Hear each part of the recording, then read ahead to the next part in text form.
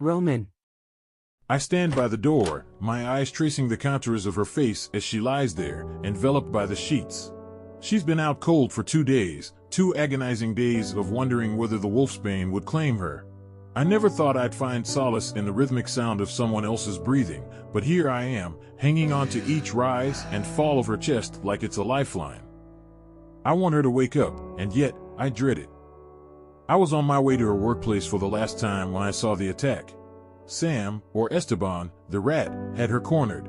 It took every ounce of restraint not to tear him limb from limb right then and there. Instead, he's being held at my pack house, awaiting a fate I'm all too eager to hand deliver. The mail scent that had been on her was his, as if he marked her with his scent warning others to stay away. I also found the same scent in her apartment after searching it 2 nights ago. Seems like the fucker has been silently breaking into her safe space at night. The thought makes my blood boil. My phone buzzes. It's a message from Caden, confirming that Esteban is in custody, back at the pack house. My eyes flicker to Ella.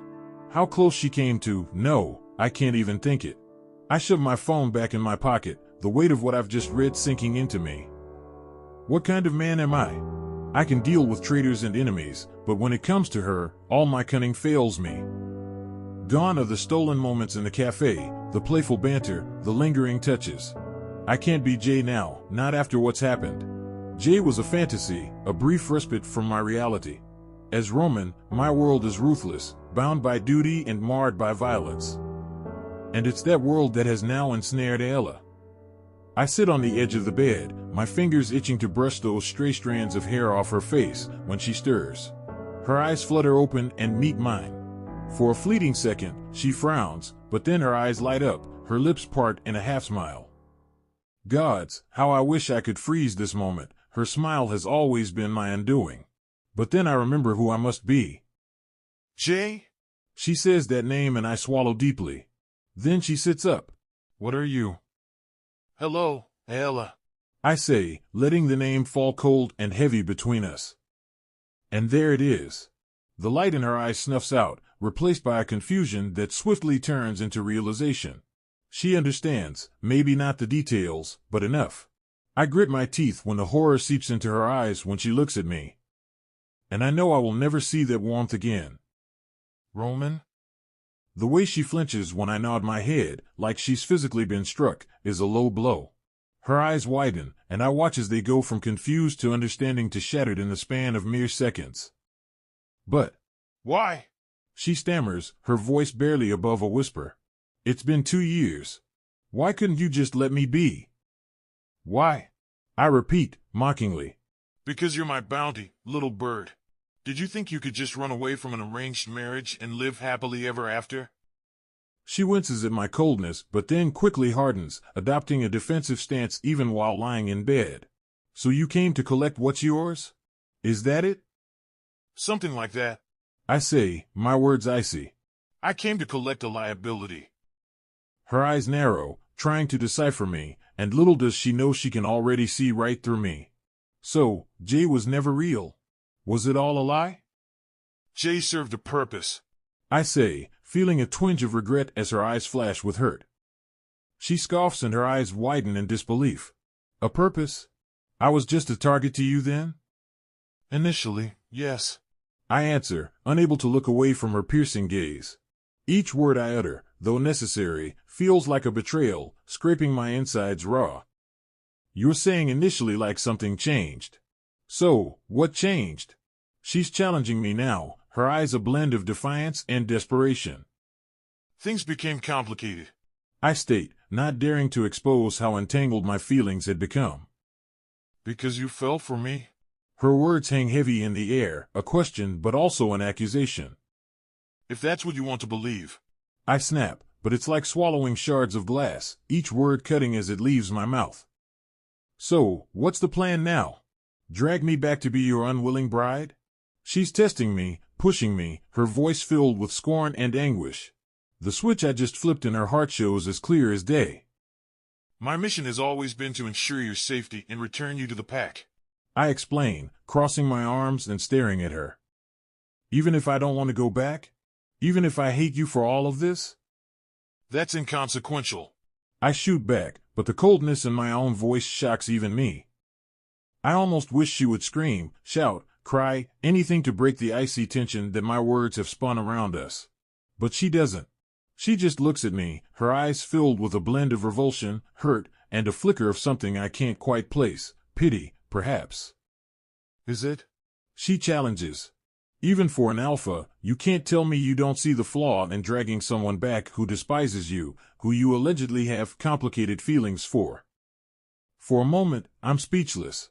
Her words resonate, hitting their mark, a bullseye to my warring emotions. But I can't let her see that. I move close to her and get on my haunches next to the bed. As soon as your father gave you to me, your choice in any matter became null and void. I state firmly, locking away the keys to my vulnerability. I've made my decision, Ayla. As have I. She responds quietly, her eyes finally breaking away from mine, as if she can't bear to look at me any longer. The air in the room feels thick, almost suffocating, as we stand in our invisible corners, bound by our choices, our past, and a future that's as uncertain as the look we shared when she first woke up. She visibly swallows, clutching the bedsheets around her, and I step away from her, as if putting distance between us would change anything. You lied to me. You used my trust and... She trails off, as if recalling something, and I know exactly what it is. Fucked you like you begged me to? I say with a grin, watching as her face reddens and hating the fact that I have to be so cruel. I did what I had to do. For my pack, for my role as alpha. I can't afford distractions. Distract? She stops, her eyes suddenly so cold it sends a chill down my spine. So sleeping with me was a distraction? Taking a sacred part of me, is that what I am to you? A distraction? The word hangs heavy in the air between us. I want to tell her she's not a distraction, but a revelation. That every stolen moment with her filled a void in me I didn't even know existed. But Roman, the alpha, the leader, can't afford such vulnerabilities. If it makes it easier for you to understand, then yes. I say, forcing myself to hold her gaze as I lie through my teeth and smirk. You were a delightful distraction.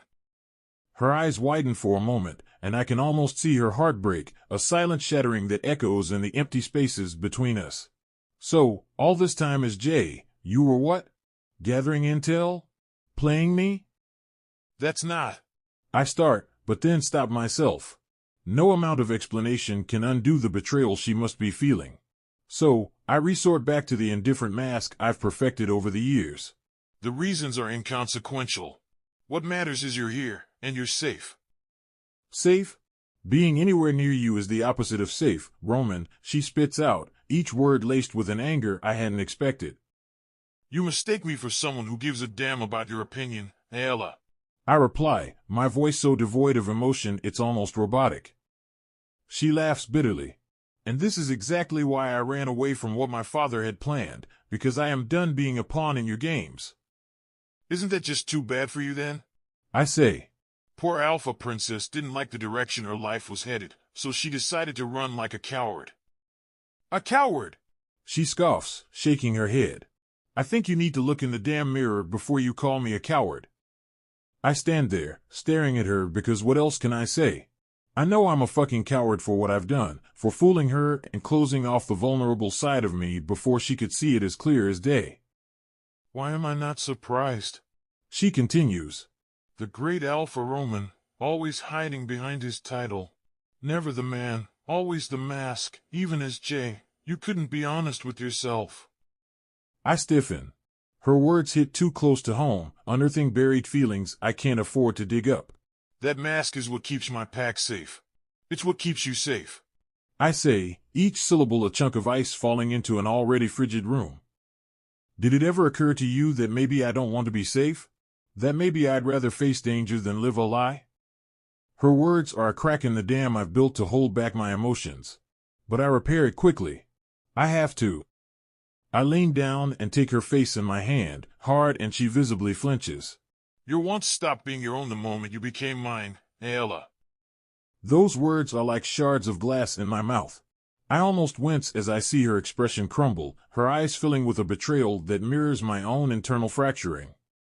She's looking at me, But she's seeing someone else, someone who's lied to her, someone who's ensnared her in a web of deception and danger. For a second, I see her break. Her eyes gloss over before she blinks the emotion away. Then she nods slowly, as if confirming something to herself. Well, she says, her voice steady but softer now, almost resigned.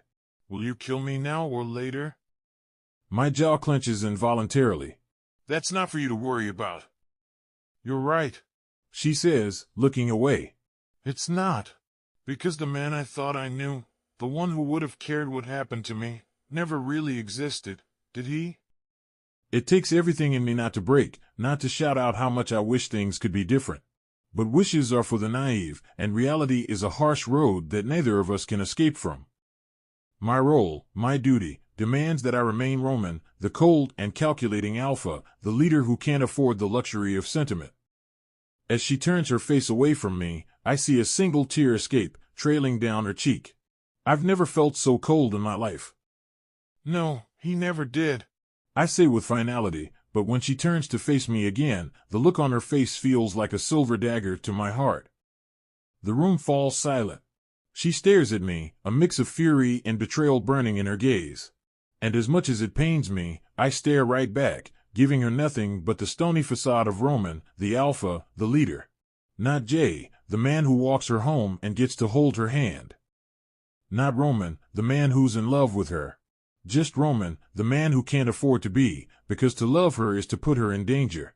So, as the silence stretches on, filling the room with a palpable tension, I make my choice. A choice born of necessity, not of desire.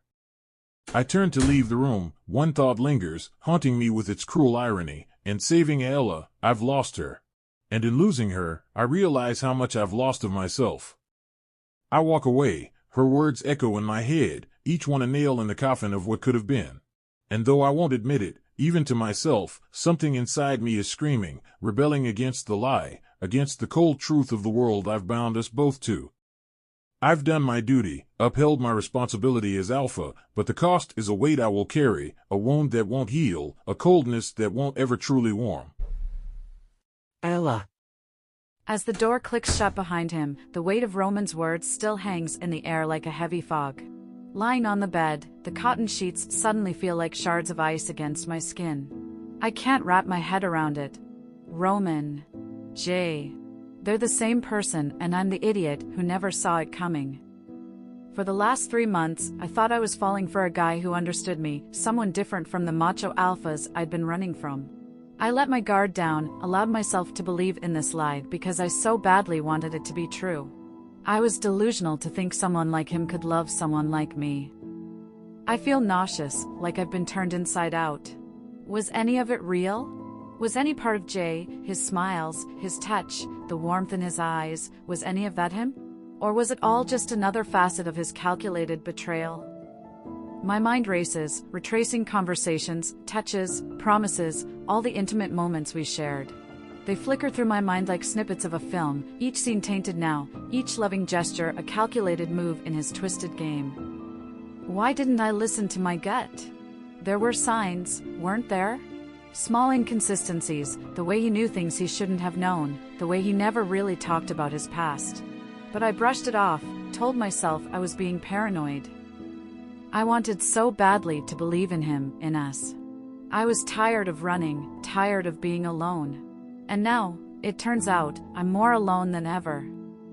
I should have known. Hell, part of me did know. But I shushed it every time, drowned it in the honeyed words he'd whisper in my ear, the way he'd make me laugh, the warmth of his touch. I told that voice that it was my past speaking, my fears, my inability to trust. Look how that turned out. I should have known better. My father always warned me about the cunning of alphas, but to experience it firsthand is a different kind of torment. My chest tightens as I remember the night we first made love. He touched me, held me, knew me in ways that make my skin crawl now. The intimacy we shared wasn't just physical, it was emotional, and to think that it was all a lie, all a setup. It makes me feel so violated, so used, like I'm just a pawn in his cruel game, expendable and easily manipulated. God, how could he do this? How can he be so cold? My heart feels like it's been ripped out of my chest, stomped on, and shoved back in. I can hardly breathe. And now he stands there and tells me feelings are irrelevant. Irrelevant? Is that all it was to him? A tactic? A role to play? Every word he said as Jay replays in my head like a cruel highlight reel.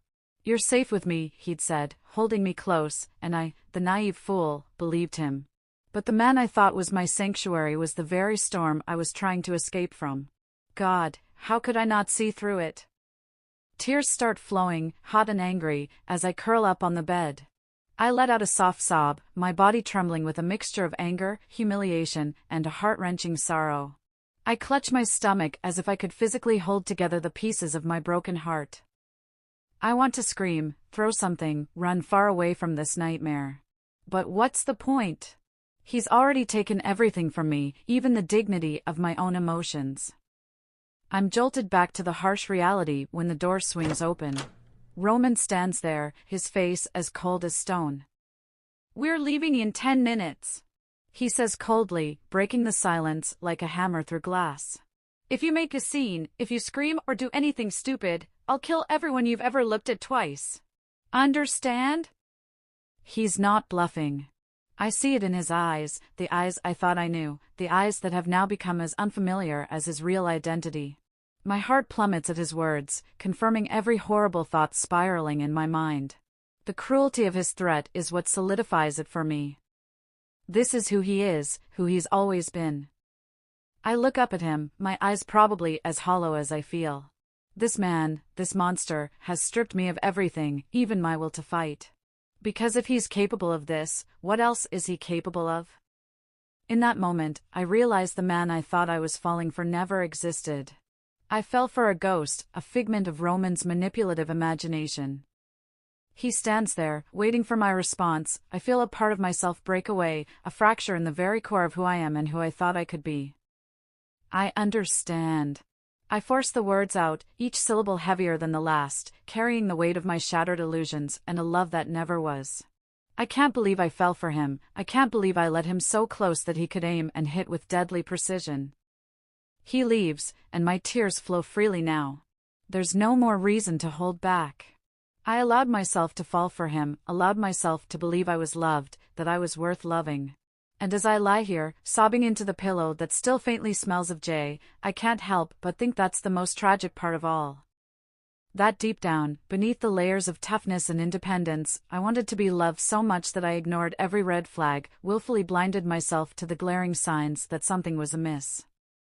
I fell for him, and it turns out, the joke's on me.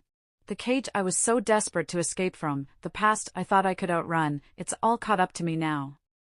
And the worst part? I led it right to my door. Ella. The jet is like a floating glass cage at 30,000 feet. We're in the same space, but worlds apart. Roman is across from me, typing something into his laptop. He doesn't even look up when the flight attendant serves us. His apathy is a stark contrast to the fire I feel inside, burning and consuming me. While he is physically here, it seems like he's in a different reality, one where emotions and accountability are not significant. The tension is palpable, but he seems determined to pretend everything is fine, like he didn't drag me here under duress. The audacity he has to act as if he's the one wronged here is infuriating.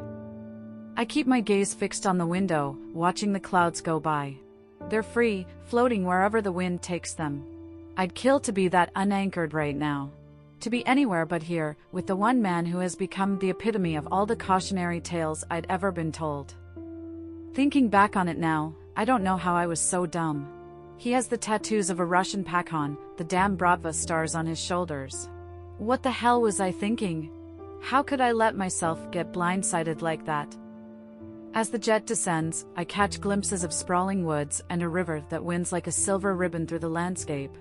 Then it comes into view, the mansion, surrounded by fences and watchtowers. The place looks grand, almost royal, but also isolated, like a prison hidden away from the world. We land on a private airstrip, and I'm led through the mansion. The rooms are clearly designed to awe visitors with their luxurious decor rather than provide comfort. Decor of golds, silvers, creams and vintage furniture. There's no warmth here, only splendor that leaves you cold. We come to a stop in front of a room that Roman opens and gestures for me to walk inside before following me in. A bastard and a gentleman, I guess. "This is your room," he says, his voice devoid of emotion, glancing at the ornate decor with a dismissive look, as if the luxurious decor and lavish furnishings were nothing but a reflection of his dominance. "You call this a room?" "It's almost a small palace," I retort, fighting to keep my voice steady. Despite the elegant furnishings, the space feels confining, like a beautiful prison cell. He turns to me, his eyes flat and unreadable. "Is there something wrong?" "It's the best in the house." "That's exactly what's wrong with it," I say, struggling to keep my emotions in check. "Only the best for your prisoner, is that right?" Roman looks at me, those green eyes that used to make me melt now belong to a complete stranger. And with that thought, something else occurs to me. "Why didn't you just take me back by force?" I ask finally. "Why pretend to be someone and hurt me?" He sighs and crosses his arms over his chest. "Did you let your guard down when Jay was around?" I blanch at this question and he smirks. "There you go, that's your answer." I can't help but shake my head at this and scoff. "That's cruel, Roman, don't you get it? What you did." There's no trace of remorse in his eyes, not even a sliver of guilt as he looks at me. How easy was it for him to switch from Jay to this asshole? My thoughts involuntarily drift back to our previous conversations, back when he was Jay, or at least pretending to be. "You once told me you were afraid that letting me in would destroy me. Was that a lie? Just another layer of deceit?" He stiffens, as if he didn't expect me to bring that up. "What does it matter now?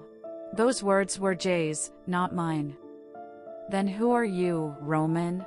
I ask, feeling the weight of our unspoken truths like a chasm widening between us.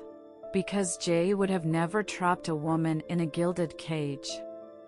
"I am who I've always been," he says. "A leader, responsible for a pack. And you will be my Luna. The sooner you come to terms with that, the better." So those moments, those soft words, were just strategies to bring me back here? I fight the tremble in my voice, realizing how foolish I've been to think he could be two people at once. Was everything just a game to you? He looks out of the window behind me, then he turns toward me, and his gaze is frigid, colder than I've ever seen it. "Jay was a necessity, a role I played. I said what I had to say to bring you back to where you belong." The bluntness of his words shreds any remaining illusion I'd held, and I clap my hands in a sarcastic applause. "Well, congratulations, Roman. Your performance was stellar." Chuckling at this, he pins me with a gaze. "Why do you want me to be Jay so badly, little bird? Why do you think there's any room in my life for me to be the laid-back person I was pretending to be?" he says, cocking his head to the side. "I have thousands of lives depending on me. A moment of weakness will not jeopardize that." I raise my eyebrow at this. "A moment of weakness? So you admit what you felt for me was real?" Ella." He says my name, and I know it's a warning. The look in his eyes tell me that much. But screw him, he doesn't get to hurt me and not deal with my emotions, which are all over the place thanks to him. "Let me ask you something," I say, unable to contain myself. "If you said those words as Jay, who were you afraid would be destroyed? Me or the persona you had so carefully crafted?" "That doesn't matter anymore," he says curtly, but his eyes flicker for a moment, and I catch a glimpse of something hidden, something vulnerable. "It matters to me," I say, "because it turns out, some truths do more damage than lies, and you are the most damaging truth of all." Roman's eyes narrow, and he steps closer, almost menacingly. "You may find your words poetic, Ella, but remember, poetry won't change your situation." "No." I agree, swallowing hard against the lump forming in my throat. "But it helps me understand who you really are. You said it yourself, some truths do more damage than lies. The truth is, you're not the man I thought you were. You're so much worse." His mouth tightens, and I can almost feel the tension crackling in the air between us. Get used to your new reality, little bird. In a week's time, you'll stand beside me as my wife, and it's a reality you'd do well to accept. The words slam into me like a freight train. Married so soon? After everything? I'd rather die than become your wife. Don't tempt me. He growls, stalking toward me, and I move back until he has me backed against the wall. You should be dead for the way you insulted my authority 2 years ago. Your entire pack should have suffered because of your selfishness. Selfishness? I was protecting myself from you. I exclaim, pushing at his chest, but it's like pushing against a brick wall. I wanted to take my life into my hands, to make a decision that would benefit me for a change. He chuckles, a deep throaty laugh that sounds predatory. You're a grown woman acting like a bratty teenager, just begging to be punished. Is that what you want, Aella? I think that gorgeous pale ass of yours would look good in a shade of red. I hate you! I spit out, no longer able to contain my growing disdain. You didn't seem to hate me when I was on top of you. He taunts with a grin, and I feel my chest brimming with anger and humiliation. You didn't hate me when you begged me to fuck you hard, or am I mistaken? Stop. I exclaim, tears of frustration stinging my eyes. Just, please stop. Through the tears welling in my eyes, I see the way he looks at me, almost apologetic. But I rein that thought back in because there's no way this monster has any heart even if I can hear the calm tempo in his chest. I need to get it through my head that Jay never existed, that Roman carefully constructed the perfect man just to get me to let my guard down.